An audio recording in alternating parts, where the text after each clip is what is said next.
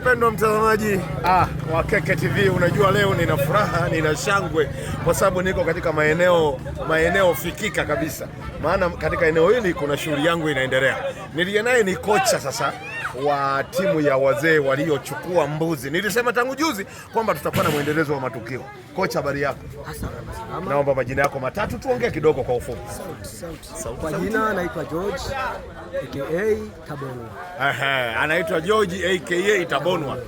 Huyu ni intelligence, ni kontawa katika maeneo haya tulipo. Kocha, juzi nimeongea na wachezaji wako, sikubahatika kukupata wewe. Ndio. Ni nini sasa kilichosababisha ninyi mkawashinda vijana? Ndio. Unajua unapokuwa mtu mzima kuna vitu umefanya kwa uzima wenyewe. Vijana wanakuwa na miemko. Kwa hiyo sisi tunaenda kwenye mazingira ambayo yako sahihi ya mpira. Ukifika kwenye mechi unajiandaa na mechi yenyewe.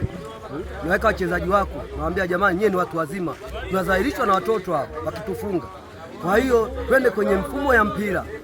Chukua mpira, toa pasi, kaa kwenye nafasi. Wale wanataka kukimbizana, sisi tuko kwenye nafasi.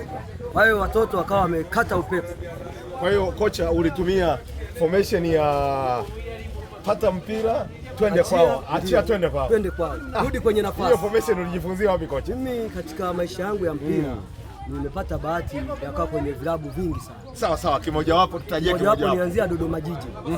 Kabla ya Jawa ilikuwa Police Dodoma. Tulikuwa pale. Nimetoka hapo tumeenda Pamba Jiji. Baada ya hapo nikaenda KMC. Kwa na uzoefu na mechi ngumu. Sawa. Ndio. Kwa hiyo umekaa pale Kino Boys sana. Sawa. Kwa hiyo timu ya wazee imenisajili kutoka KMC. Okay, sawa. Lakini kwa takwimu zilizopo ni kwamba kwa matukio kadha wa kadha kwamba mechi wewe umeshinda mechi moja tu kati ya mechi 5 zilizopita. Hilo unalisemaje? Hapana. Baada ya kuona wazee wanaregarega wakatafuta kocha wa viwango kuwapeleka kwenye nchi ya ahadi. Ndio. Mashindano niliyokuja niliyofungwa mimi ni mashindano ambayo nimefika hapo kesho yake mechi kuandaa timu yangu. Kwa hiyo wakawa wanabutua wanataka penati, nikamwambia wazee, penati haina mwenyewe.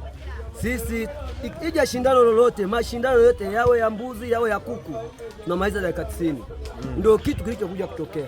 Sawa, lakini inavyosemekana kwamba ninyi leo mmekula mbuzi, isipokuwa almost wiki moja iliyopita wao walitoa mbuzi kutoka kwenu. Ni nini unahisi kwamba kocha kilichangia mpaka msichukue mbuzi walioila wao, ninyi mkapata hii ya leo? Ndio. Kikubwa ni maandalizi kwanza. Unapokuwa na maandalizi finyu, matokeo mabaya unaweza ukayapata. Changamoto nyingine, unajua kwa mfano timu yetu ya wazee wana majukumu mengi. Kwa hiyo safari niliwaambia majukumu tulionayo tuyaweke pembeni kidogo, tuingie kwenye mechi, tumalize mechi, yale majukumu tutayakuta. Kwa hiyo wale wazee wenzangu wakalichukua, tukaweka kambi, maandalizi yamesimama kikamilifu. Naona watu wanakula mbuzi, mnyama, kila mtu amekula kwa wakati wake, sahani lake. Lakini inavyosemekana ni kwamba vijana walikuwa na intensity kubwa sana, walikuwa na chemistry kali sana.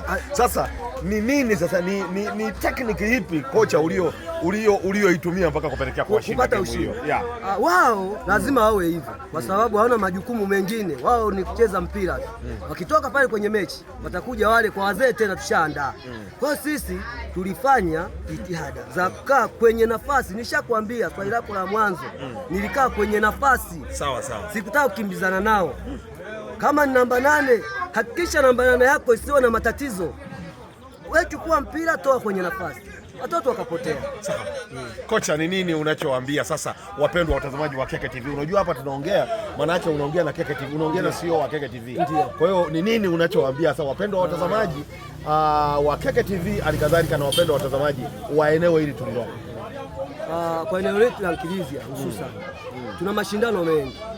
Haya mashindano ni kuwaonyesha hata wenzetu ambao sio wa Nkilizia wajiandae. Sisi tumeamua kufanya kitu kimoja. Yaani hawa unaona vijana na wazee tunataka kutengeneza bonge la timu, bomu linataka kulipuka katika wilaya yetu ya Ukerewe. Haya mashindano ni maandalizi ya kuweka bomu la mashindano yote yatakayotokea katika wilaya yetu ya Ukerewe. Tutakuwa tunachukua timu yetu ya hapa inafanya mambo, hata tutaka kusajili, yaani kama ni kizazi tunakiandaa sisi wenyewe. Sawa. Basi mpendwa mtazamaji, kama unavyomsikia kocha wa timu ya wazee akijinadi, kocha anasema formation aliyokuwa anaitumia ni gusa achia twende kwao. Kocha kapita maeneo mengi, aniambia kapita KMC, Kino Boys, amepita Dodoma Jiji, kapita Pamba Jiji, lakini kocha kabla ya kumaliza nikupe pole bwana. Jana timu uliyopita ya Pamba Jiji wamepigwa bao 3. Hilo unalisemaje?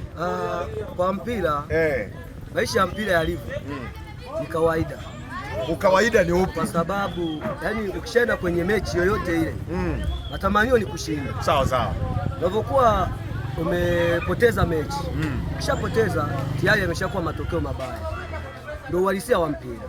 Kwa hiyo kwa mfano timu yangu iliyokuwepo zamani Pamba Jiji imepoteza mechi pale, CCM Kirumba ilikuwa hajapoteza msimu huu. Imepoteza kwa wananchi ni timu kubwa. Unajua kuna timu nyingine ikifunga unasema basi uwezo wetu umeishia. Hicho ndio kitu nilikuwa nakisubiri, maana Azam Yanga, Azam Simba wamedraw pale. Sasa akaja mwanaume pale. Wote ni wanaume. Lakini huyu mwananchi ni mwanaume zaidi. Hapana. Basi mpendwa mtazamaji, hilo lilikuwa ni chombeza baada ya yale tunayoongea na kocha wa viwango, anajiita kocha wa viwango wa timu ya wazee katika eneo hili. Anasema sasa hiyo ilikuwa ni academy, wanaiandaa academy kwa ajili ya mashindano mengine yanayofuata. Nikuombe usiache kusubscribe, kushare na kucomment katika channel zetu, katika channel yetu ya Keke TV, lakini halikadhalika tunapatikana Facebook, tunapatikana Twitter, tunapatikana X na mitandao mingine ya kijamii. Jina letu ni lile Keke TV. Karibu na bye bye.